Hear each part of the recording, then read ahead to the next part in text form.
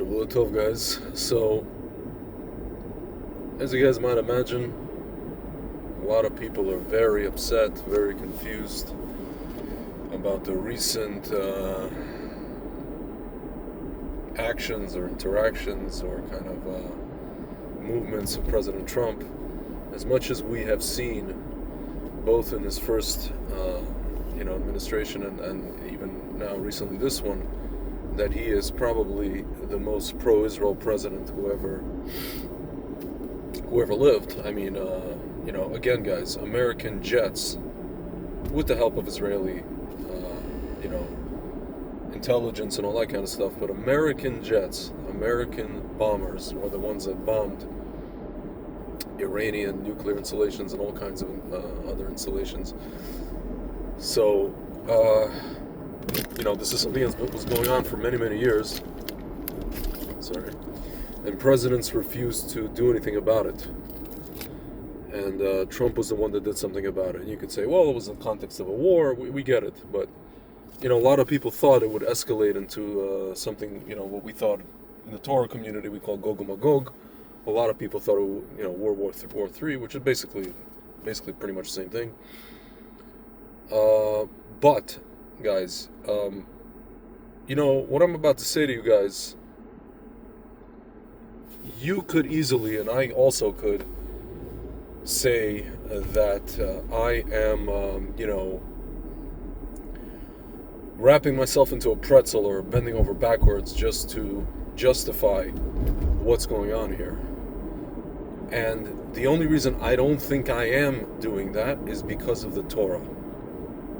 Because of the archetypes in the Torah, which actually, by the way, guys, are from this week's Torah portion, or I believe next week's Torah portion as well. Lech Lecha and Vayera, that speak about Avraham, Yitzchak, Isaac, and then later, in Jacob and Asaph.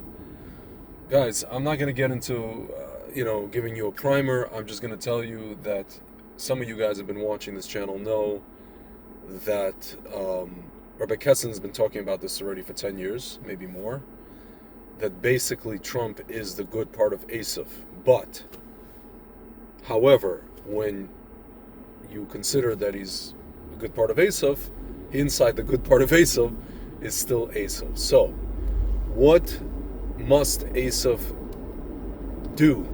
What's going on with Asaph? Who is Asaph connected to? He's connected to Yaakov, which is us, right, guys? But he's also connected to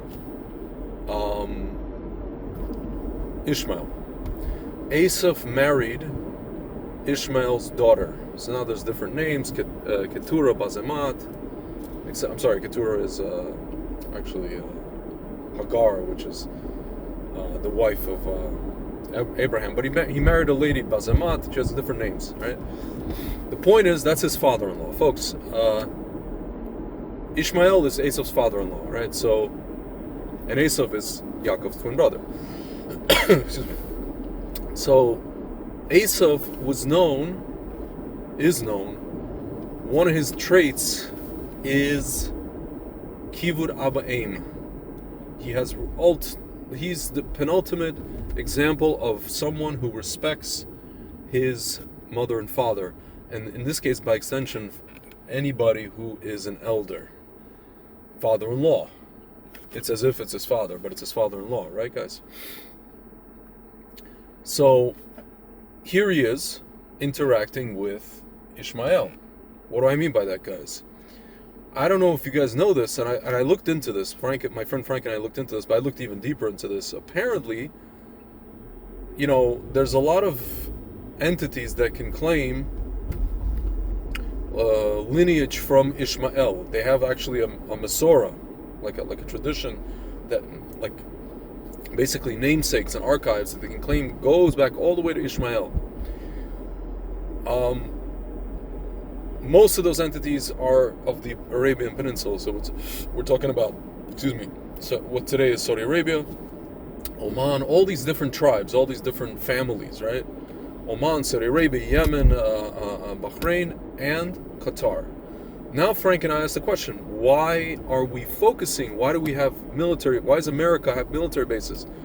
All kinds of interactions with Qatar. Why are Qatar the ones hosting? Why were they're the ones hosting the World Cup? Now you can say, oh, they paid money, folks. In order to host the World Cup, you pay all the money in the world, but you need infrastructure, right? You need to build something. You need to be able to host. You need for people to accept you as a host, right? Iran is not going to host a World Cup, okay, for many reasons. So, my friends, I looked into this. Right now, the only state actor, the only nation state that has leaders out of all nation states, Qatar are the only ones where it's the leader of a nation state that can trace themselves back to directly to Ishmael. Every other place, it's the sheikhs. It is the tribes that are there. They're not the rule. They don't rule the country, right? They don't. They're not the ones that are like the kings or whatever. They are the spiritual leaders of those countries. I looked into this. It was Saudi Arabia, again Oman, Yemen, Bahrain. It's all, there's like sheikhs, right? Like, I guess you could say rabbis, right? Qatar is the only one where the leader of the country can trace himself back to Ishmael. So what does this mean, guys? It means that if, in this particular case, Asaph, we see that he's trying to reunite with Yaakov, right? He's trying to reunite with the Jewish people, Israel. He has a daughter converted to Judaism, right? Putting aside your feelings about Kushner and my feelings. Putting aside your feelings about Witkoff and my feelings, okay? And anybody else associated. We're talking about his whole life. Jews, right? Jews in Israel. Folks, you go to a place in the south of Israel, there's a plaque dedicated to Donald J. Trump. That he made a donation. This is in the early 80s. For what? Folks, I'm going to blow your mind a little bit. Maybe. For paying for the place, where Jews who were expelled from Yamit, from Sinai, in the late 70s, paying for new communities that were built and funding parts of new communities. And for that, Trump was given a JNF prize, Eitz Chaim prize. By the way, guys, Netflix, I don't know if you guys remember, this is, 2 years ago, a year ago, they made a movie about him, making him look not so good.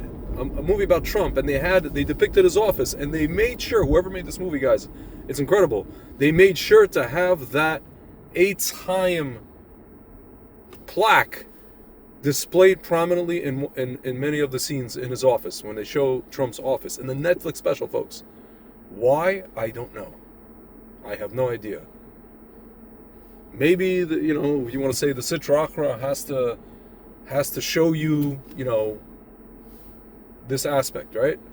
It has to show you, yeah, this guy is, he's pro-Israel, right?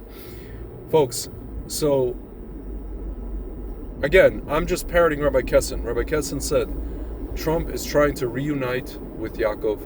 He's also trying to, almost as if maybe by force, trying to force, and this is something that I theorized when Abraham Accord started. A lot of people said this, trying to almost like by the scruff of the neck, trying to force Ishmael into doing tshuva, really, right? Or at least part of Ishmael, right? The part that's not like completely Amalek, i.e. Hamas, right? So you guys could see, Qatar, what's so crazy about Qatar? Again, folks, we go back to Ishmael. Qatar goes all the way back to Ishmael. They can trace their lineage back to Ishmael.